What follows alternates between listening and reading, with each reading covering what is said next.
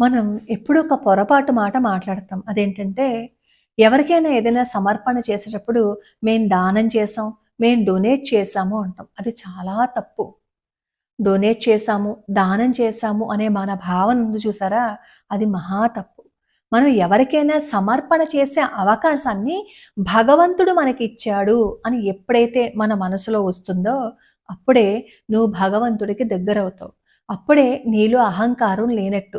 అప్పుడే నువ్వు చేసిన దానికి సత్ఫలితం వస్తుంది. దీని గురించి నేను ఒక అద్భుతమైన వీడియో చేశాను. అది నండూరి హేమమాలిని ఛానల్‌లో ఉంది.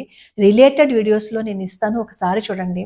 అసలు ఒక అమ్మాయి తను భగవంతుడికి సమర్పణ చేయటం కోసం ఎంత కష్టపడింది, ఎంత ఆలోచించింది. అలా ఆలోచించింది కాబట్టే జగన్నాథుడు ఆ అమ్మాయి కోసం వచ్చారు, పలికారు. ఆ అమ్మాయిని అక్కున చేర్చుకున్నారు. ఇంకెప్పటికీ ఆ అమ్మాయి తన జీవితంలో ఏ కష్టం పడాల్సిన అవసరం లేకుండా జగన్నాథుడి అనుగ్రహం ఆ అమ్మాయికి దొరికింది.